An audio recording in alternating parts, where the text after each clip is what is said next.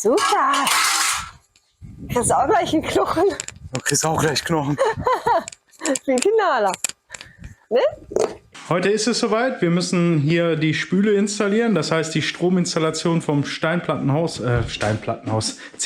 dauert jetzt, muss warten. So, ich baue jetzt hier Waschmaschine und Spülmaschine ab. Ja, und dann kommt hier die neue Spüle hin. Da hinten stehen auch noch andere Schränke. Naja, so, erstmal Wasser abstellen. Dafür habe ich ja jetzt hier diese Hähne eingebaut. Der ist ja zu, der geht zum Steinhaus und vom Schaumplattenhaus geht es natürlich noch hoch. Den machen wir jetzt zu, das heißt, der große Tank braucht gar nicht mehr leer laufen. So, den machen wir jetzt zu.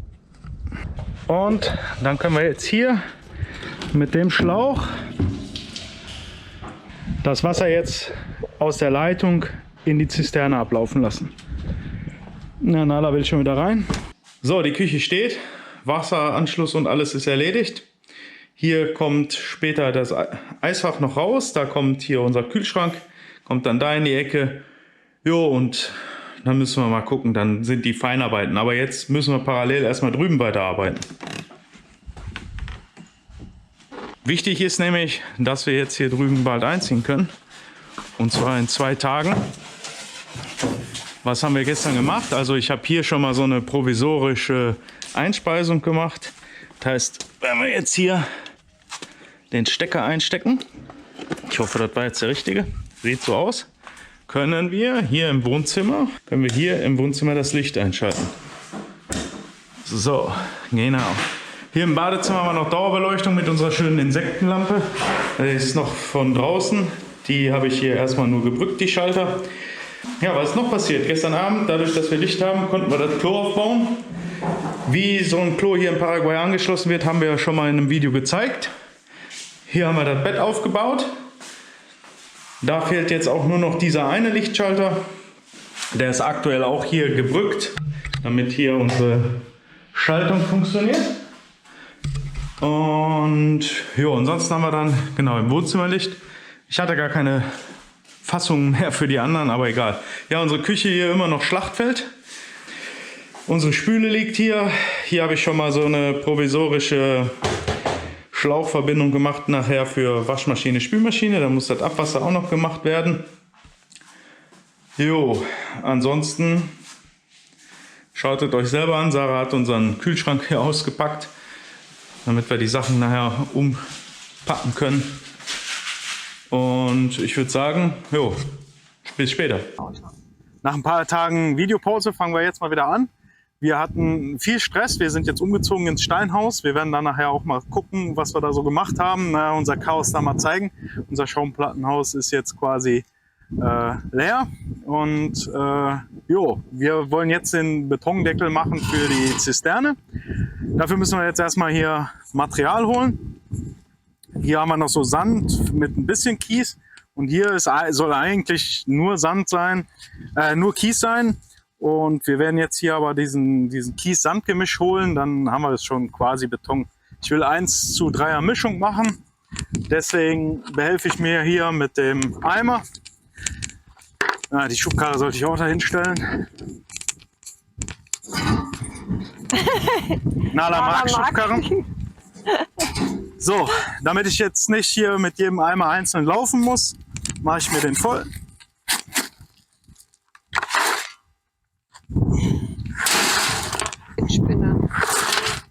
So, jetzt haben wir 3 Eimer Betonkies. Jetzt machen wir gleich noch einen Eimer Zement und dann haben wir eine 1:3er Mischung. Jo. Müsste reichen eigentlich. Jetzt gehen wir mal zur Verschalung.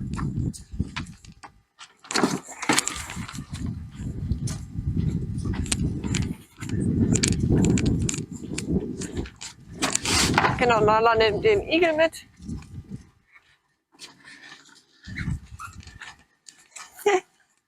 Hey, schnell weg, die Kamera kommt.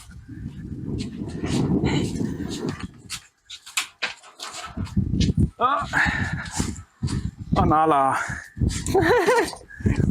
Wir werden deinen Igel nicht einbetten. Oh, nicht durch die Blumen. Ja.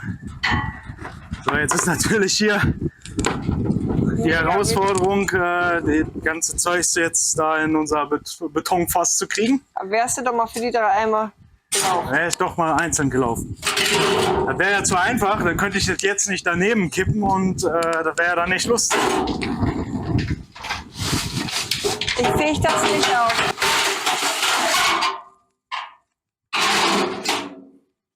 Guck, ist doch fast alles reingegangen. Mach sauber. Fein. Oh. Fein machst du das. So. Super. Kriegst du auch gleich einen Knochen? Du kriegst auch gleich Knochen. Wie Knaller. Ne? Du freust dich über Knochen, ne? Der Zement ist jetzt so da in dem Eimer, weil der Sack kaputt war. Ja, bei dem Wind ist das jetzt natürlich eine super Sache hier mit dem Zement. Na, da ist nichts für dich. So, damit muss man ja nicht unbedingt geizig sein. Und schon ist die 1:3 Mischung fertig. Das, was so im Fass ist. Das, was noch im Fass angekommen ist. Jetzt holen wir uns noch Wasser. Praktischerweise haben wir hier einen Wasserschlauch. Normalerweise sollten wir den eigentlich aus dem Fass hinten holen, aber Ja. Wie viel Wasser brauchst du da dann? keine Ahnung. Ich mache das so nach Gefühl. Ich kippe da jetzt ein bisschen was rein, dann mische ich mal durch mit dem Mischer. Ich sollte noch ein Verlängerungskabel holen. Und ja, und dann sieht man ja schon, wie die Mischung so ungefähr wird. Das wird nachher ein Guckloch. Genau, wir wollen ja nicht jedes Mal, wenn wir in die Zisterne gucken, wie viel Wasser wir da drin haben, wollen wir ja nicht jedes Mal den Deckel daraufheben. Deswegen machen wir hier so ein Plastikrohr rein und da können wir später einen kleinen Deckel für drauf packen und jo, kann man immer, wenn man mal reingucken will, reingucken. So, das Eisen nehmen wir jetzt erstmal raus.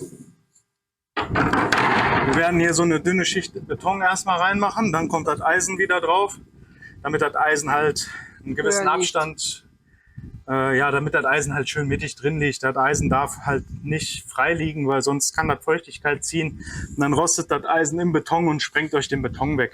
Ja, ist halt nicht so gut. Ja, besser wäre jetzt eigentlich auch mit dem Eimer das da reinzukippen, aber wir mischen einfach mal ein bisschen und wenn es zu wenig ist, können wir immer noch nachmischen. So, ich habe jetzt keinen so schönen Betonmischer, aber mit dem Quill hier habe ich auch in Deutschland schon tonnenweise Beton angemischt, obwohl ich eine Mischmaschine hatte. Irgendwie war das mit dem Ding irgendwie einfacher.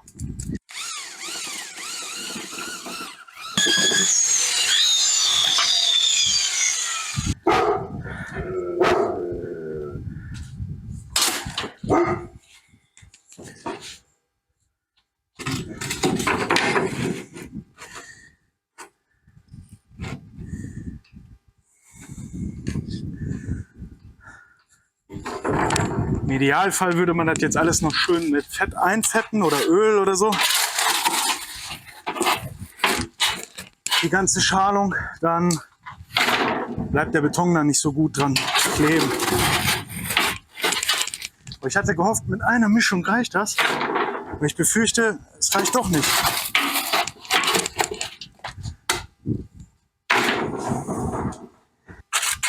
Ja genau, halt du den mal fest. Den Rohr. Ja. Wir kommen aus dem Ruhrpott. Kennt man keiner, das ist Satzstück.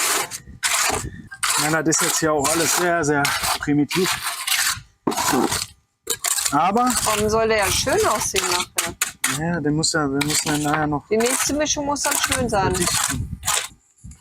Jetzt muss ich hier in Sarahs Münze klettern. Hey! Ja, die muss drauf.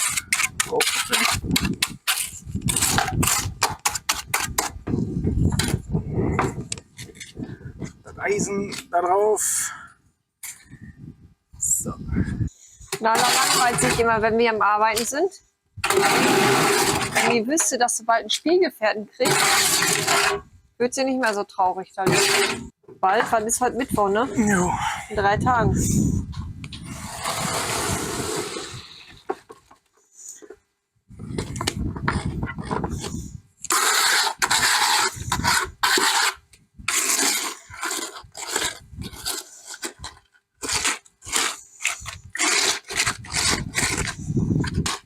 So, wie man sieht, wie man unschwer erkennen kann, reicht die Mischung leider nicht. Das heißt, ich werde jetzt gleich nochmal, keine ganze machen, aber nochmal eine gute Mischung dabei machen. Ja, wir haben jetzt die zweite Mischung hier drauf gemacht. Sieht jetzt noch ein bisschen hoch aus. Wir werden jetzt mal hier mit dem Ding hier ein bisschen versuchen, das Ganze zu verdichten. In Deutschland hatte ich so einen schönen Vibratorstab dafür. Ja. Der Traum jeder Frau war das Teil. Kann ich vielleicht mal einblenden, ob ich noch ein Foto davon habe. Jetzt müssen wir mal hier mit Sarahs wie heißt das Ding? Mit der Schleifmaschine von der Sarah, die ist irgendwie sowieso kaputt. Und dann versuchen wir jetzt mal hier Schwingungen in das Ganze reinzukriegen, dass sich unser Beton schön verdichtet, dass wir dann nachher auch eine glatte Oberfläche kriegen.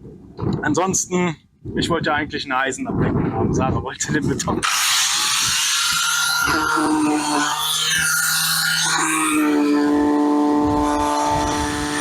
Ja, aber man sieht hier leicht Luftblasen rauskommen. So ganz bisschen. Also das Verdichten ist ja auch, damit die ganzen Luftblasen da rauskommen.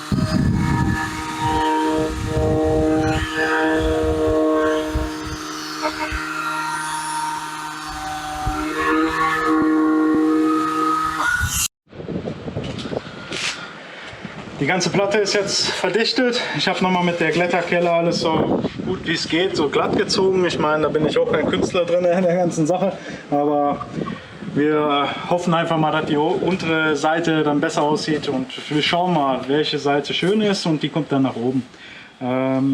Ja, das Ganze holen wir dann morgen vorsichtig aus der Form raus. Dann versuchen wir da die Rundungen noch so ein bisschen beizuarbeiten, dass das noch nicht ganz so abgebunden ist. Naja, genau, schauen wir später mal rein. Bis dann. Ja, großer Spoiler-Alarm. Ich habe gerade beim Schneiden des Videos festgestellt, dass ich euch das Ergebnis von dieser Betoniererei der Platte nicht gezeigt habe. Jetzt liegt sie hier oben drauf, da seht ihr sie. Und wie gesagt, großer Spoiler-Alarm, denn wir sind jetzt fast ein Jahr später. Der Andi, unser Gast, der damals hier war, wo wir die Platte betoniert haben, also unser erster Gast, der weiß noch, wie es hier aussah. Und auf dem Video habt ihr ja auch gerade gesehen, wie so unsere Umgebung aussah. Der erste Spoiler-Alarm ist, da ist Simba. Ich meine, ihr kennt ihn sicherlich schon, wer unseren Kanal verfolgt, hat ja den einen oder anderen Spoiler schon erlebt. Ja, und jetzt gleich geht's weiter hier mit dem Grundstück, wie sich das verändert hat. Erstmal noch zu den weißen Salzausblühungen. Das ist das Problem hier bei uns im Chaco. Die Ziegel sind hier aus dem Chaco. Die werden hier aus dem örtlichen Lehm hergestellt. Und da wir hier oben ja in den Böden auch einen großen Salzgehalt haben, genauso wie im Grundwasser, hat man halt die Salzausblühungen, wenn die ganze Sache feucht ist. Da wir sehr viel Regen in letzter Zeit hatten, sieht man die Salzausblühungen. Die verschwinden aber von alleine, sobald das hier längere Zeit trocken ist. So, jetzt filme ich mal hier aufs Ferienhaus. Und wie man sieht, selbst in der Einfahrt wächst so langsam Rasen, den die Sarah da gepflanzt hat. Da sieht man Nala und Simba, unsere beiden Hunde. Ja, in dem Video sind wir kurz davor, ihn als Welpe abzuholen. Der sieht jetzt auch schon anders aus. Hier hat Sarah ja die Kakteen und die Dornenkronen gepflanzt und da so ein bisschen so ein Bodendecker. Ja, jetzt gehen wir mal hier noch hinters Haus. Ja, den Moringa hat die Sarah ja irgendwann mal gepflanzt. Der ist jetzt auch schon fast ein großer Baum. Die Rückseite sieht gut aus. Die Blumen von der lieben Barbara, die wir damals mal da abgeholt haben aus Aregua. Von der Oase für Individualreisen. Also wenn ihr mal in Aregua oder in der Gegend eine Unterkunft sucht, schaut doch gerne mal vorbei, verlinke ich euch. Ja, und hier sieht man unseren Rasen und da auch diese Kakteenart ist das, glaube ich, die wir da so als Hecke gepflanzt haben, die auch schon fast hochgewachsen ist. Ja, unsere Nachbarin hat mittlerweile Steine liegen, das Zelt ist auch gewachsen, die will auch bald anfangen, da sich ein Haus zu bauen. Jo, und da hinten ist dann unsere Feuerstelle. Wenn man überlegt, wie das aussieht. Genau, da ist auch noch ein Zaun entstanden. Da haben wir auch noch nicht gezeigt, wie wir den gebaut haben. Und hier unsere Feuerstelle und da hinten schon auch, das wird auch ein Spoiler-Alarm, Sarahs Chaos Kitchen, ja, Tisch. Den habt ihr ja auch noch nicht gesehen. Genau, so sieht's aus. Ja, und da wird jetzt bald auch noch unser Quincho entstehen, wo ja dann so eine Outdoor-Küche rein soll, alles hinter Mosquiteros, sodass man da auch in Ruhe sitzen kann, wenn mal die Moskitos ein bisschen aggressiver sind. Da die Klimaanlagen sind auch noch nicht drauf. Ja, hier liegt schon das Material für den Kindschuh, ist noch nicht alles. So. Soweit so gut. So, die Sonne ist am Untergehen da hinterm Flaschenbaum. Und ich würde sagen, damit beenden wir dieses Video. Genug gespoilert. Damit ihr in Zukunft nichts verpasst, abonniert den Kanal und bis zum nächsten Mal. Ciao, ciao.